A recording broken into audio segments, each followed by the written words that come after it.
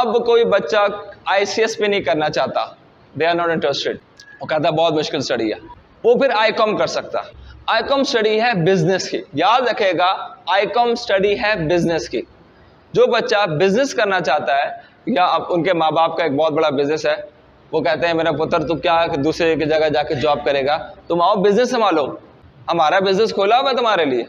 एक बंदा है वो है जो कि जाहिल है, वो बिजनेस चला रहा है, और एक बंदा वो है जो पढ़ा लिखा है, वो बिजनेस चला रहा है। कौन बिजनेस को अच्छा कंट्रोल कर सकता है आप बताएं? पढ़ा लिखा। क्यों? उसको उस बिजनेस की समझ होगी, उसको कायदे कवानीन पता होंगे, वो क्या करेगा तो उसे उसके लिए फायदा होगा, क्या करेगा तो नुकसान होगा, ये सब पता होगा। एक अनपढ़ जाहिल आदमी पहले नुकसान उठाएगा, फिर उसको समझ में आएगी कि मैं अब ये क्या करने लगा हूं तो मुझे अब इसका फायदा होगा कि नुकसान होगा। पढ़े लिखे के पास शऊर होता है, वो उसको पहले ही पता लग जाएगा कि अब मुझे नुकसान होने वाला है, फौरन डाइवर्ट हो जाएगा वहां से। तो बिजनेस अगर आप करना चाहते हैं या माँ बाप का बिजनेस संभालना चाहते हैं या अपना बिजनेस स्टैंड अप करना चाहते हैं, नहीं चाहते आप किसी जगह जॉब करना, किसी का मुलाजिम बनना आप नहीं चाहते हैं, तो आप फिर ICOM कर सकते हैं।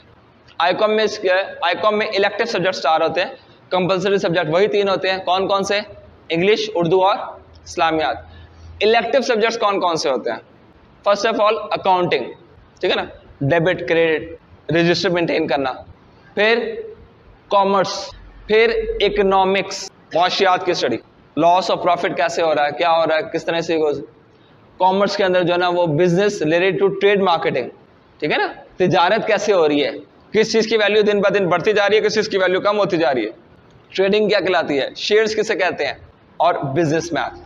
वो मैथ इस मैथ से टोटली डिफरेंट है, बहुत आसान है। तो ये आप लोगों को ICOM करने के बाद अब आपके पास बिजनेस की फील्ड्स ओपन हो जाती हैं। ICOM करने के बाद याद रखना कोई भी बच्चा ICS के सब्जेक्ट्स नहीं इख्तियार कर सकता, ना वो सॉफ्टवेयर इंजीनियर बन सकता है, ना वो इलेक्ट्रिकल इंजीनियर बन सकता है, ना वो मैकेनिकल इंजीनियर बन सकता है, ना वो रोबोटिक्स में स्टडी कर सकता है।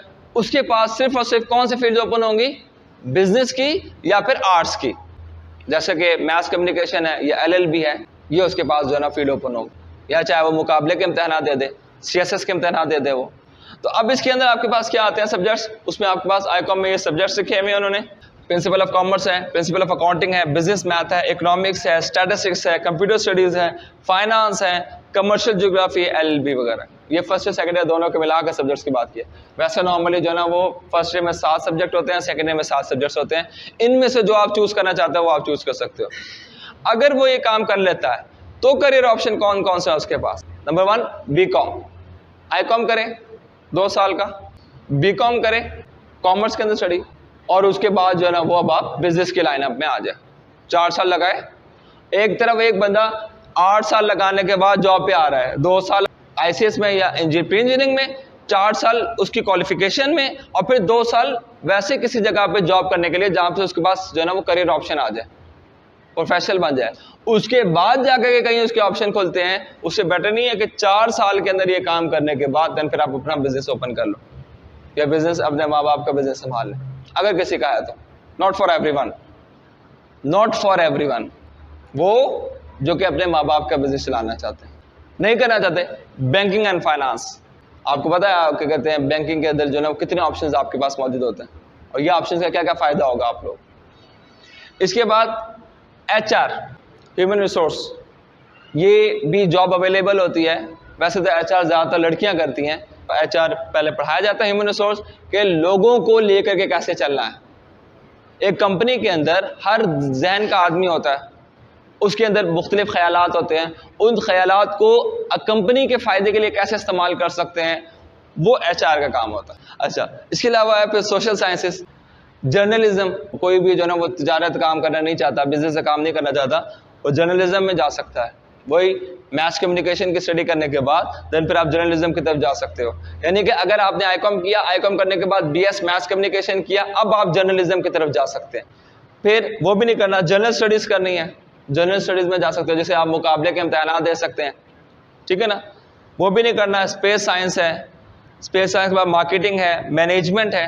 मैनेजमेंट पढ़ाई जाती है कि बिजनेस मैनेजमेंट कैसे संभाली जाती है, बिजनेस को कैसे मैनेज किया जाता है, बहुत ज़रूरी है ये लाइफ के अंदर। आपकी हल्की सी गलती से आपका पूरा का पूरा बिजनेस तबाह हो सकता है, वो क्या करना है, कैसे कंट्रोल करना है।